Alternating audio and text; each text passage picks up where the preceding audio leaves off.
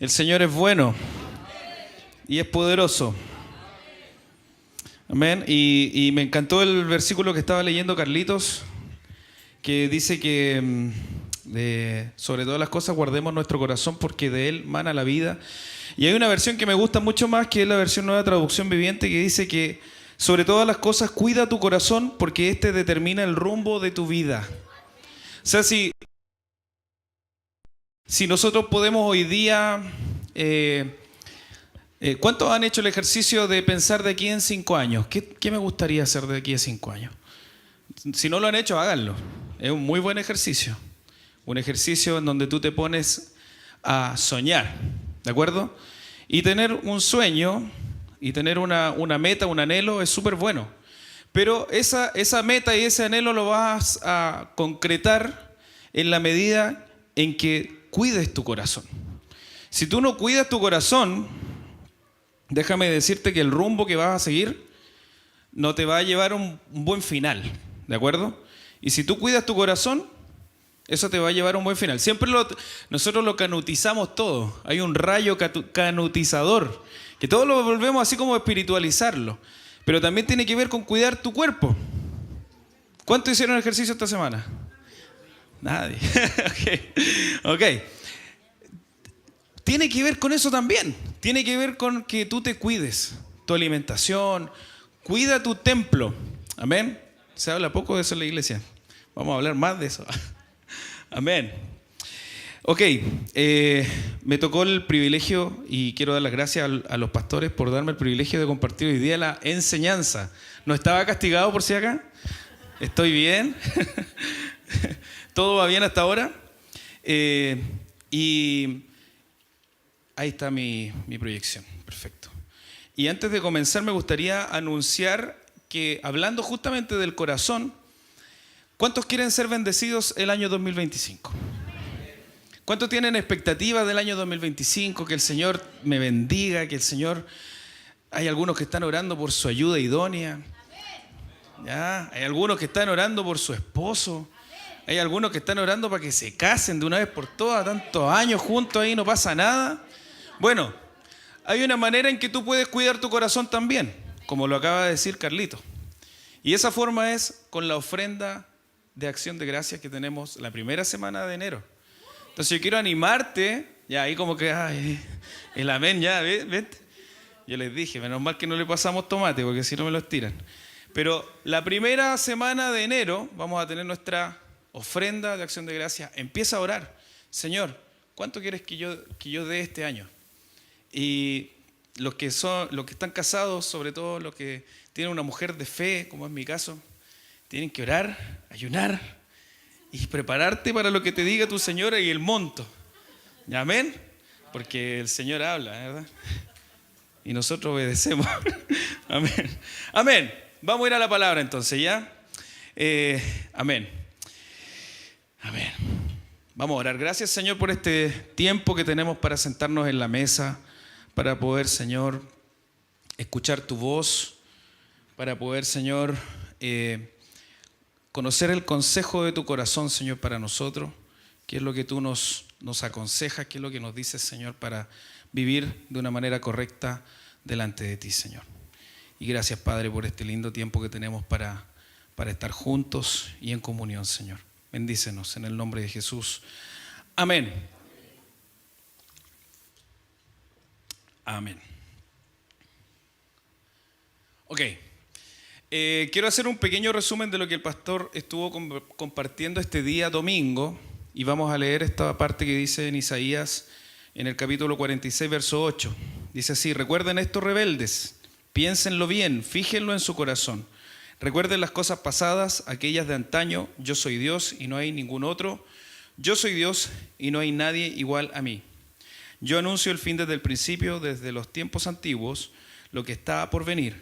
Yo digo, mi propósito se cumplirá y haré todo lo que deseo. Y yo escribí estas cosas también, aparte de lo que está ahí escrito, y lo que yo entendí, lo que el Señor me hablaba, ¿ya? Si estoy aquí hoy día es porque el Señor me ha traído. Eso siempre lo escuchamos. O sea, el Señor me trajo acá, así que yo vengo a escuchar la palabra porque el Señor te trajo. Amén. Pero hay propósito de tu vida, ¿cierto? Estamos hablando de mi propósito se cumplirá y haré todo lo que deseo. Eso es lo que Dios te habla hoy y lo que Dios te va a hablar mañana. Pero eso no tiene que ver tan solo con circunscribirlo a la iglesia, tiene que ver en la etapa siendo hijos. Estoy hablando a los hijos, a los que aún son hijos, todos somos hijos, ¿cierto? Pero a los que todavía no son padres, ¿de acuerdo? Hay un propósito para nosotros cuando ya somos padres, cuando ya tenemos una responsabilidad familiar, cuando ya tenemos que sostener nuestro hogar y no era como antes que no dormía hasta tarde, no hacía la cama, era medio desordenado, flojito para las cosas de la casa. Bueno, yo me salvaba porque me iba bien en los estudios, ¿de acuerdo? Ahí les conté algo de lo que era yo. Cuando uno es estudiante, ¿cierto? Hay propósito cuando uno es estudiante, hay propósito cuando tú eres un profesor, hay propósito cuando tú estás en la etapa siendo empleado o también si es que tú eres emprendedor, allí hay un propósito de Dios también, ¿de acuerdo?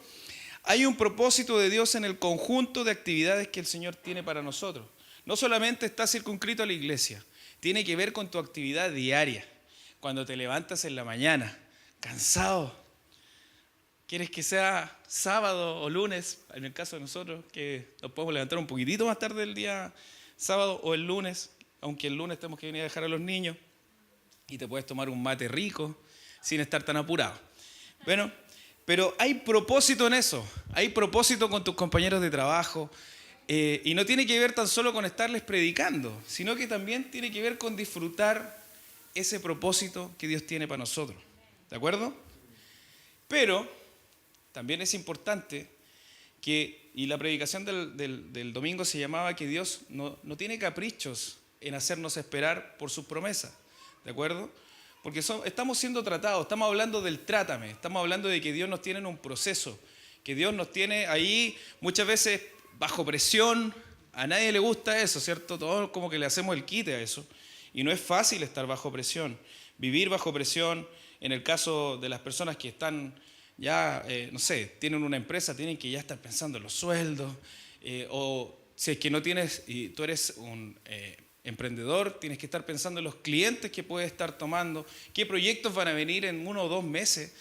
Ojalá tomar un proyecto más o menos bueno, que el Señor te guíe para que el mandante te pague, etcétera, etcétera, etcétera. ¿De acuerdo?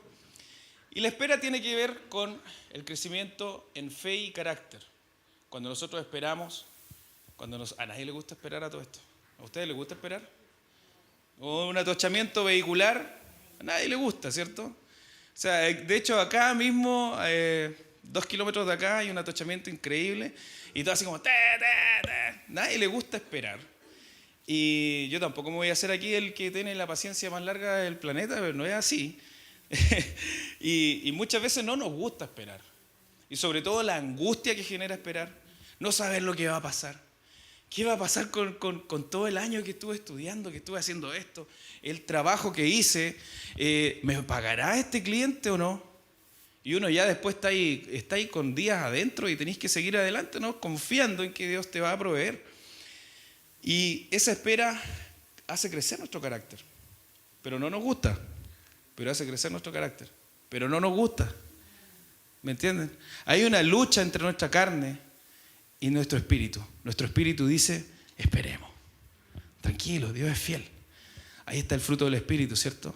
La paciencia, la paz, la benignidad, la bondad, la fe, el amor, dominio propio. Todas esas cosas. Pero nuestra carne que dice, no, pero ¿qué va a pasar? Quiero saber. Y no podéis ni dormir de repente. Me pasa a mí eso. Así que no piensen que a ustedes es natural. Es natural, hay una cantidad de emociones que se desencadenan cuando uno está esperando. Y es algo humano, pero también el Señor quiere hacernos crecer en esto. Amén. Así que, ¿cuántos quieren crecer? Amén. Eso. Amén. Todos queremos crecer en Cristo, en que su carácter sea formado en nosotros. Las bendiciones de Dios no siempre llegan a la velocidad de una bala, sino más bien a la lenta y firme velocidad de un glaciar. La espera ajusta nuestro corazón al corazón de Dios. Eso está súper profundo, porque muchas veces nuestro corazón quiere las cosas rápido, así como, Señor, no sé, quiero esto, y nuestra vida automática se choca con la realidad de nuestra vida espiritual. y la espera ajusta a nuestro corazón. El reloj de Dios a nuestro reloj, al reloj humano, al reloj que el Señor siendo eterno. El pastor decía esto el domingo, Dios es eterno, tiene tiempo. Me encanta cuando hablan de ese tipo de cosas porque nuestra mente humana no lo entiende. Nos pueden explicar de diversas maneras, con ecuaciones, como la ecuación que mostró Robertito. Pero hay un montón de cosas que no comprendemos, que no entendemos. Pero el Señor es eterno. Dios es el mismo ayer, hoy y por los siglos. Y nuestra existencia está ligada al propósito que Dios tiene. Hace como un mes, sí, un mes, casi un mes exacto, nosotros con Lena cumplimos 12 años de casado. ¿Ya? Y yo abriendo mi corazón, en ese mismo día, tuvimos una conversación, yo dije, amor, ¿qué te gustaría ver en los próximos años? Pero no me digas cosas materiales, y más o menos estamos claros qué es lo que necesitamos, qué nos gustaría ver. Dime qué te gustaría ver en mí. Y yo así como, ¿me puedo retirar? Mándame un correíto y dámelo por escrito mejor. Y en el fondo conversábamos esto, aunque ella me dijo muchas palabras lindas de aprobación, obviamente, y yo también hacia ella. Pero yo noté y he notado que el Señor me ha estado confrontando mucho en esto, y el trátame de Dios en mi vida, y haciendo de la predicación de Carlitos el día domingo en la tarde, que se la perdieron, que estuvo buenísima, haciendo vida a esa predicación.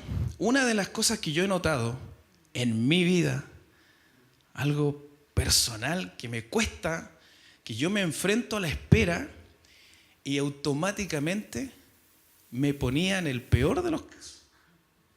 Ya, me pasa a mí nomás. Yo sé que a ustedes no les pasa porque ustedes son geniales, son personas que aman al Señor y les gusta hinchar por la U, eso es lo mejor de todo. ¿Ya? Pero miren, algunos me hicieron la barra, pero otros no, ya.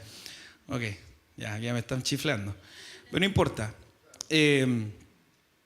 Cuando yo me enfrento a situaciones, he visto que de pronto no soy de los más que tienen más esperanza o que tienen tal vez más optimismo. Es como que automáticamente mi cabeza piensa en la peor situación posible y cómo logro salir de esa peor situación. ¿Ya? Es como, ya, yo no sé nada qué es lo que va a pasar, no sé, no tengo idea. Y viene angustia, viene desesperanza y luego pesimismo. Automático. Y yo le decía, amor, yo quiero cambiar eso. Me gustaría que el próximo aniversario sea un poquito más optimista. Aunque sea un 1%, un 2%. Pero ser un poquito más optimista. Ya me van a decir el pesimista, ¿no? Pero sí. Hay procesos. Y estos procesos que Dios está haciendo con nosotros tienen que ver con eso. Con que a veces nosotros no... A ver, muchos de nosotros que tal vez tuvimos una infancia no tan fácil, compleja, en donde teníamos que arreglárnosla por nosotros mismos, tenemos que lograr sobrevivir de alguna forma. Y la manera automática en que pensamos de sobrevivir es poniéndonos en el peor caso. Listo. Ya, ¿cuál es el peor caso? Esto, ya, ok. Funciona a través de eso. Y no ponemos nuestra esperanza en el Señor. Yo estaba esperando una nota, les cuento. Estaba esperando una nota. Angustiado, olvídense. No andaba con el mejor de los ánimos. Cállate, Agustín. No. Cállese, Agustín. No, nunca así. Pero sí, no estaba con el mejor del ánimo. Y mi esposa así como, Daniel, amor, tranquilo. El Señor te va a bendecir, tú tranquilo. ¿De dónde? Si no me fue bien, qué sé yo. Empecé a comparar los resultados con mis compañeros. Dije, no, mal, pésimo. Y el Señor hoy día me dio una buena noticia que no me esperaba. Una buena nota. Entonces, vinculando esa experiencia personal con nuestra identidad como hijos, es saber vivir en medio de estos procesos. El Señor tiene procesos para cada uno de nosotros. Tal vez tus procesos son más complejos o menos complejos. La etapa de la vida que tú te encuentras tal vez súper diferente. Estamos viviendo cosas distintas cada uno, pero Dios está haciendo cosas y está tratando nuestra vida.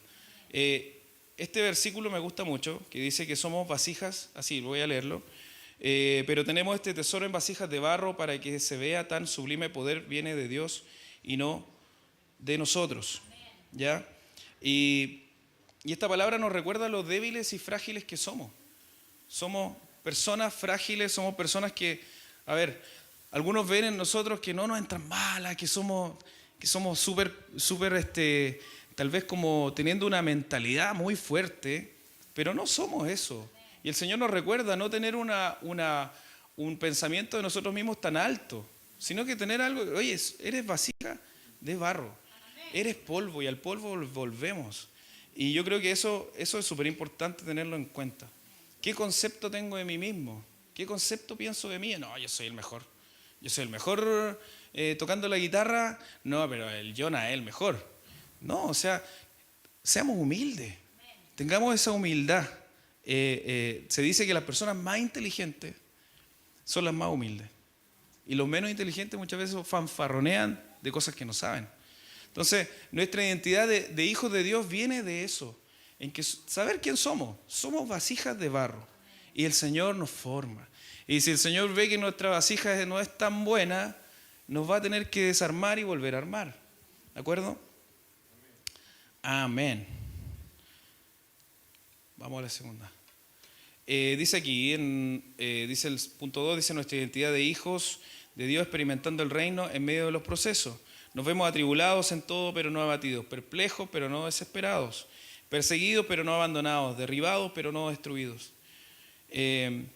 Luego continúa, dice, donde quiera que vamos, siempre llevamos en nuestro cuerpo la muerte de Jesús para que también su vida se manifieste en nuestro cuerpo. Y la siguiente dice, pues a nosotros los que vivimos siempre se nos entrega la muerte por causa de Jesús, para que también su vida se manifieste en nuestro cuerpo mortal. Así que la muerte actúa en nosotros y en ustedes la vida. Es la única manera. El pastor tenía en su predicación, tenía el grano que cae, bueno, eso lo voy a leer un rato más, pero la verdad de las cosas es que si nosotros nos damos cuenta que si nuestra humanidad empieza a resaltar más que Cristo, cosas malas empiezan a ocurrir. En nuestro matrimonio, ya somos más irascibles, ya tenemos menos tolerancia con nuestros hijos, o muchas veces enfrentamos situaciones en donde, como yo les compartí recién, nos desesperamos demasiado rápido y no es fácil estar en una prueba. No es fácil llegar y que te pongan a prueba. No es fácil que venga alguien y te examine. Y yo leo de repente cuando dice David, y me llama tanto la atención porque él dice, examíname, oh Dios, y conóceme. Examina mis pensamientos y ve si hay en mí camino de perversidad. Entonces, David era un crack igual, ¿verdad? Tenía algo especial, que era decirle, Señor, ¿sabes qué? Ponme a prueba, a mí. Por eso cuando decimos, trátame, Señor, no me des nada, sino que trátame, es como, hay que tener mucha valentía para decirlo. Pero también hay la gente que lo dice y que lo expresa de una manera sincera, yo creo que va a ser sumamente bendecida. Porque finalmente tú estás diciendo, ok, Señor, prepárame para algo mayor. Prepárame para algo mayor. Te puede pasar una de las dos situaciones en una prueba. Te entregan una prueba. Suponte que estás en el colegio de vuelta, no sé, la última vez que estuviste ahí, y te entregan una prueba. El shock que viene cuando te entregan eso es automático. Tu mente empieza a ver, ¿esto cómo lo resuelvo? ¿De qué forma? No puedo, no tiene forma de resolución. ¿Esto cómo lo hago? Luego de 5 minutos recién empiezas como a bajar las emociones y empiezas como a pensar de qué manera puedo resolver esto. Y muchas veces en nuestra vida es igual. Nos vemos confrontados con un trátame de Dios y estamos así como en shock. Pero hay una frase de la pastora que me gusta mucho. Déjate llevar cuando el Señor te está tratando, di que sí. Y listo. Sí, Señor. Si tú me estás tratando, sí, Señor. Amén. Hace un tiempo atrás me tocó hacer una presentación frente a un profesor. Y dije, yo creo que yo he dado más conferencias que él, pero bueno, aquí estoy. Sí, Señor, tú me vas a tratar. Entonces era una exposición acerca de unas bombas de impulsión y cosas así. Él me dijo ya, tenía un nombre esa exposición que se llama Elevator Speech, que es una presentación de lo que dura una subida de ascensor. Y en esos tiempos eso se generó a través de estos comerciantes de Estados Unidos que tenían que hacer una venta de un producto en ese lapso en donde tomas el ascensor hasta llegar al piso que se baja esta persona. Entonces tú tienes que vender un producto en 2 minutos, 3 minutos. Entonces eso era Elevator Speech. Entonces cuando yo terminé, yo dije, yo la rompí, la descosí completa aquí, yo lo hice, pero extraordinario. A ver, Danilo, esto tuviste mal. Las letras de tu presentación muy pequeñas. Tuviste mal también porque dijiste muchas veces esta palabra, tienes muchas muletillas. Me dio una lista, pero impresionante. Y dije, con toda esa lista, yo creo que ojalá me salve con un 4, dije. Pero el Señor nos prueba, nos pone ahí y incluso con las áreas que tú crees que estás súper bien. Así tú dices, no, aquí en esta área estoy bien, el Señor antes ya he pasado estas cosas y Dios está conmigo y todo. Pero aún así, Dios te prueba y Dios sabe qué áreas tiene que tocar. Y por eso que uno tiene que decir, como dice la pastora, amén. Sí, Señor. Hazlo nomás. Hágalo, Señor. Amén. Y Juan 12, y vamos a la palabra, ¿ya? No se asusten conmigo, que yo también soy más breve. Dice así, ha llegado la hora de que el Hijo del Hombre sea glorificado. Les contestó Jesús. Ciertamente les aseguro que si el grano de trigo no cae en tierra y muere, se queda solo, pero si muere, produce mucho fruto. El que se apega a su vida la pierde, en cambio, el que aborrece su vida en este mundo la conserva para vida eterna. Y se trata de eso, de morir muchas veces a lo que nosotros queremos, a lo que nosotros pensamos, incluso callar, incluso dejar que otros tomen algunas iniciativas, incluso, debería llamarle la atención, decirle algo, confrontarla tal vez duramente, pero elijo hacerlo en amor. Y cosas como esa el Señor nos va a ir hablando, ¿de acuerdo? Vamos a centrarnos un poco hoy día en Pedro y en una situación que vivió él. Ya el discípulo del Señor Jesús vio milagros, señales en todo el ministerio de Jesús y también fue tratado por el Señor. Y él fue tratado duramente, vivió cosas muy fuertes. Pero me encanta. Yo fui muy tocado por el Señor mientras hacía esta predicación. Así que Pedro tuvo eventos significativos con el Señor. Él fue uno de los discípulos que estuvo presente cuando el Señor Jesús fue transfigurado. Estuvo junto a Santiago y Juan. Y él quería hacer una enramada. Quería quedarse a vivir ahí el Perla. Quería estar ahí todo el rato, ¿ya? Y quedarse a vivir allí junto a Moisés y Elías. No quería nada. Quería estar ahí en el top de todos los héroes de la fe. Pedro observó cómo el Señor sanaba las enfermedades y liberaba a personas endemoniadas. Yo creo uno de los eventos más impresionantes que vivió Pedro, una de las cosas más impactantes que vivió él, yo creo que fue cuando el Señor Jesús liberó al endemoniado de Gadareno. Siempre lo enredo. El Gadareno. Porque este endemoniado decía que le colocaban grilletes y los destruía. Era conocido en esa región porque le colocaban cadenas y el tipo las rompía. Yo nunca he visto eso, pero debe haber sido impresionante. Dice que este pobre hombre vivía y se dormía en los sepulcros y allí pasaba el tiempo.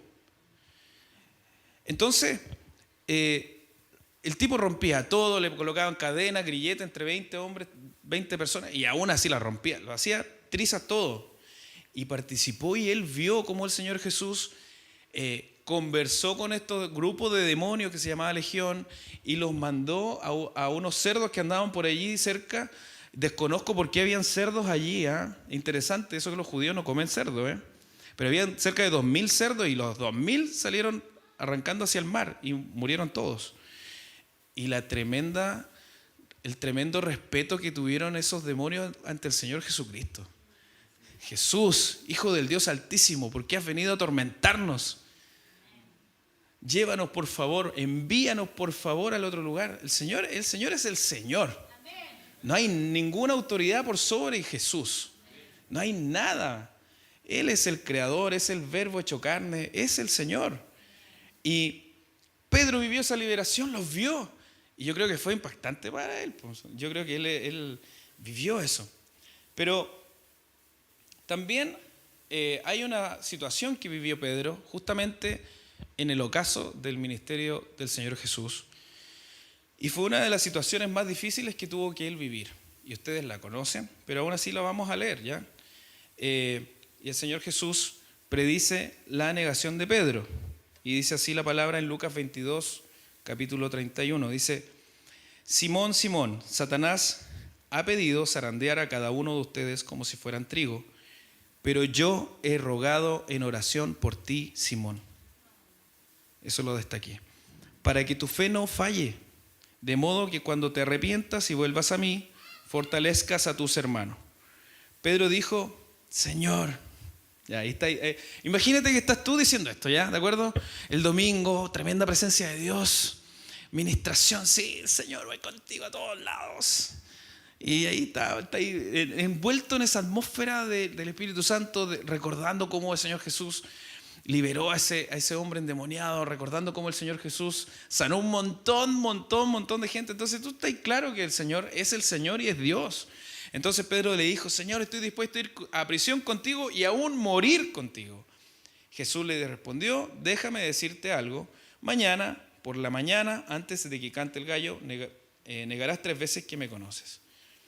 Y me encanta esto porque si hay algo que ocurre cuando tú y yo estamos tratados por el Señor, cuando estamos bajo una prueba, cuando estamos bajo esa presión intensa en donde no sabemos qué hacer, el Señor Jesús ora por ti y ora por mí.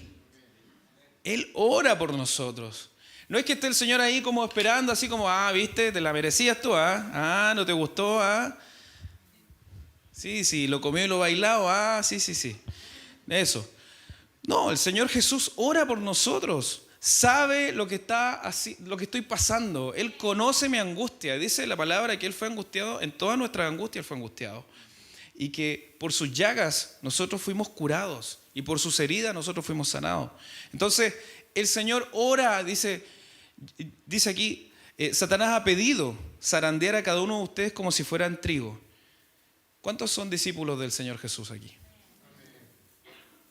Es fuerte esto, porque Satanás tal vez en algún momento va a ir con Jesús, con el Señor Jesús, con nuestro amado, y va a pedir zarandearnos. Pero en ese momento del trátame, de estar bajo esa presión, el Señor ora por ti y por mí, para que nuestra fe no falle. Dice la palabra que nuestra fe debe ser probada como el oro en el crisol, y para que sea más preciosa que cualquier otra cosa. Entonces, familia hermosa, vamos a ser tratados de aquí hasta que nos muramos, ¿ya? Así que tranquilo. Mejor di que sí al Señor. Di: sí, Señor, amén, trata mi corazón, listo, no hay problema, haz lo que tú quieras conmigo. Eso, ¿ya? Luego, haciendo un salto en los eventos, ¿ya? Hay algo que me encantó y voy a ir ya en mi última parte de mi enseñanza, aunque me queda un par de cosas más que decir. Dice así Juan 21, verso 7, después de los eventos de que Jesús resucitó, después de los eventos en donde los discípulos se dispersan un poco, ¿verdad? Ocurre esto en Juan 21, capítulo 21, verso 7, dice: entonces el discípulo a quien Jesús amaba le dijo a Pedro. El contexto de esto es que estaban pescando, ¿cierto? Estaban pescando y no pescaban nada. Ya el Señor ya Había sido una linda historia tal vez para ellos. Y ellos estaban pescando, tirando la red, estuvieron toda la noche. Por un lado de la barca no les salía nada, por el otro lado no les salía nada. Y estaban ahí, y ya estaba de madrugada. Entonces, en ese contexto, el Señor se aparece, ¿cierto? Se aparece ahí y le dice, pesquen por este lado, ya, pesquen por allá. Y ellos dicen, bueno, total, ya hemos hecho tantas veces esto que no nos va, una más da lo mismo. Así que tiraron la red y salió llena de peces. Dice que habían 153 peces. Eso fue lo que estudié, 153 peces. Llena de peces, llena. Los discípulos estaban, o sea, en este momento no sé si eran discípulos, ellos estaban como así, como casi sin pega, estaban como cesantes de su ministerio, o en una pausa más o menos larga. Y entonces dice, pero esto es impresionante, estuvimos toda la noche y no salía nada, ahora se llena la red, no se rompe la red de una manera sobrenatural. Entonces, en este contexto, leemos Juan 21:7, ahora sí. Entonces el discípulo a quien Jesús amaba le dijo a Pedro, ¡es el Señor! Cuando Simón Pedro oyó que era el Señor, se puso la túnica. Me encanta eso. Me encanta porque, amigos, familia, ¿cuántas veces nosotros hemos fallado al Señor? Y a veces, ¿saben qué? Agarramos la túnica. La túnica. Hay una representación tan importante en esto. La túnica, ¿se acuerdan que Jacob le hizo una túnica a José que era muy linda, de diferentes colores, hermosa? Hay una demostración, hay algo detrás de esa frase, se puso la túnica. Tal vez la túnica representaba el ministerio para él y que lo había abandonado. He dicho, bueno, en este momento fue una linda experiencia la que viví con el Señor.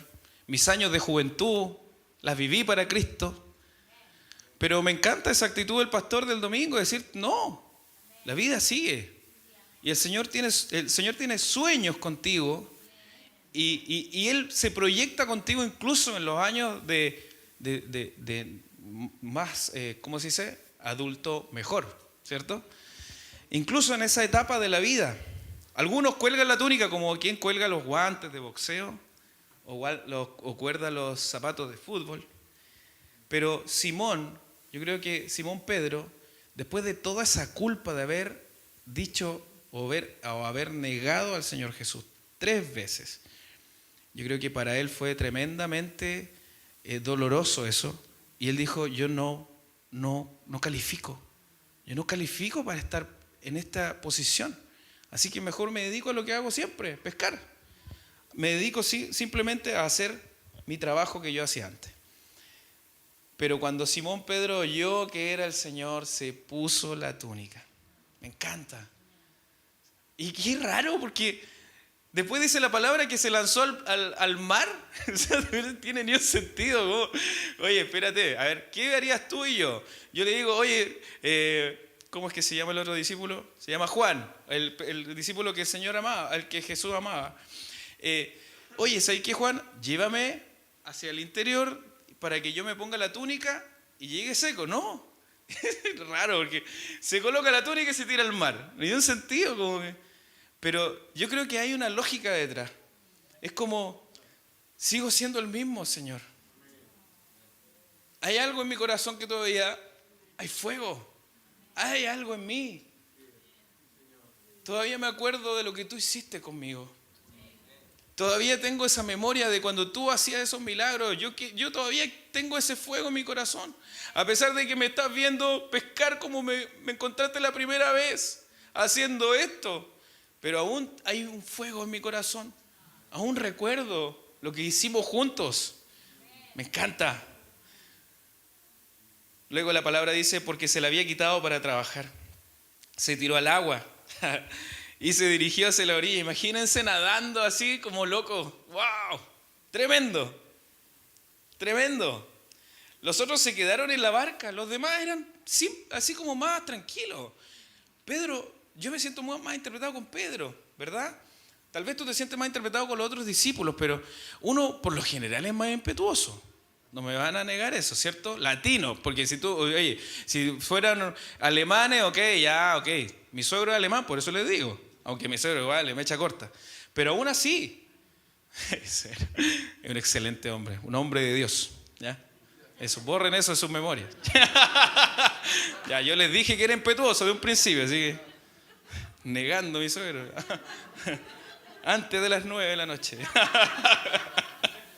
Amén. Ya. No. Y bueno, gracias al Señor, Lena está haciendo dormir a los niños en este momento. Se tiró al agua y se dirigió hacia la orilla. Los otros se quedaron en la barca, arrastraron la pesada red llena de pescados porque estaban solo a unos 90 metros de la playa. O sea, igual era harto. Había que nadar sus 90 metros. No sé si ustedes han nadado 90 metros, es bastante. ¿Ok? Y cuando llegaron, encontraron el desayuno preparado para ellos, pescado a la brasa y pan. Me encanta, o sea, me imagino, o sea, ver al Señor otra vez haciendo ese pescado a las brasas. Oye, tú has hecho asado muchas veces. Amanda conoce mi asado. Ella sabe cómo yo hago mi asado. Amanda sabe cuándo le echo sal, cuándo corto la carne, cuándo acomodo el fuego. Pedro vivió 3 años con el maestro. Y cuando lo veía, porque el Señor Jesús no le dijo que Él era, ni se reveló.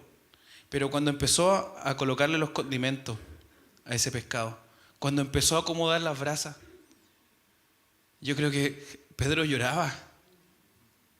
Este es el maestro. Me está haciendo el desayuno como lo solía hacer siempre. Impresionante. Me encanta eso. El Señor, miren, me encanta, esto escribí, me encanta cómo el Señor atiende y le sirve incluso después de resucitar. Haciendo el asado de pescado para sus discípulos. Los discípulos ya no tenían ninguna duda, es el maestro. Ellos conocían cómo acomodaba el carbón, conocían cómo aliñaba la carne. Habían vivido con Él, con el Señor Jesús. Y en eso Jesús, ¿cierto? Le dice, acérquense y desayunen. Ninguno de los discípulos se atrevió a preguntarle quién eres. Maravilloso. Todos sabían que era el Señor. Entonces Jesús les sirvió el pan y el pescado.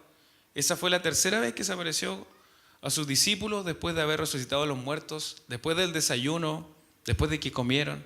Jesús le preguntó a Simón Pedro, Simón, hijo de Juan, ¿me amas más que esto? Sí, Señor, contestó Pedro. Sí, Señor. Yo creo que él anhelaba este encuentro.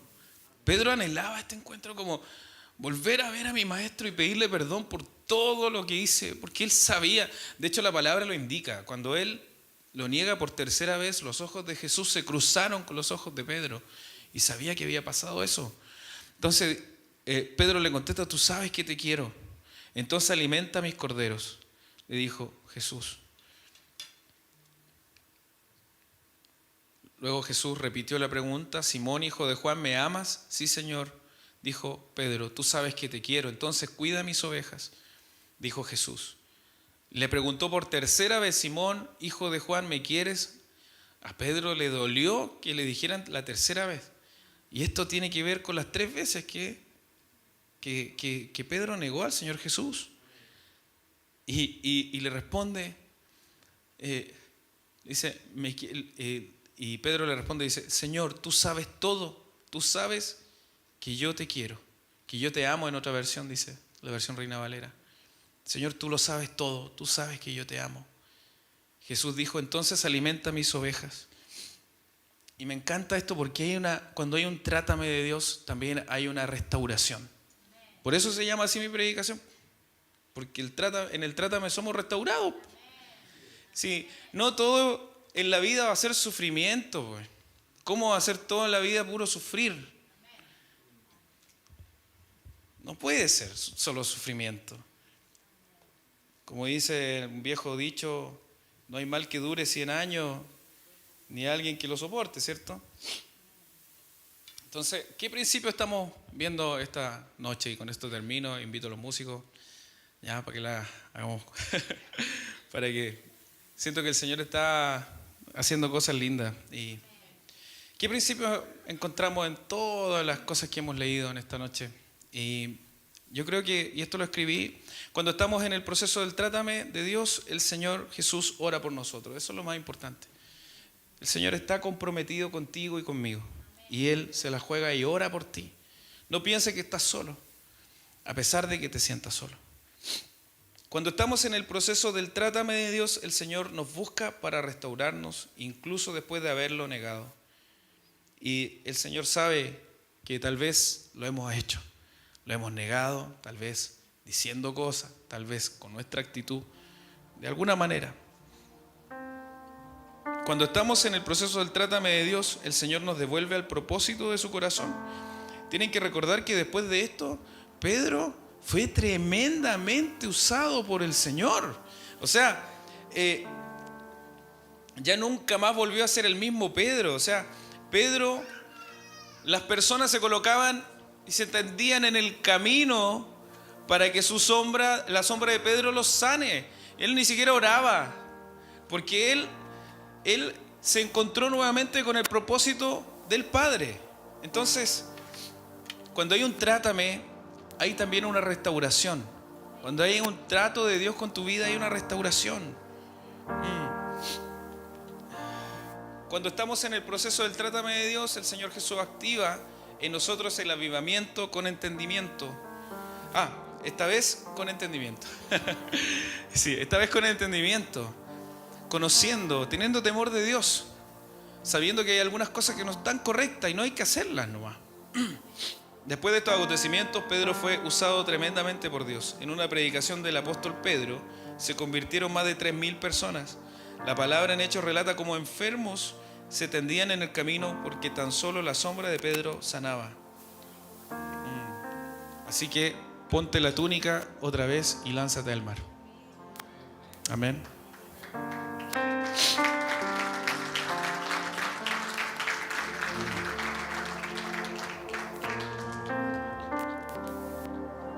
Y esto tiene que ver con volver tu corazón a ese principio.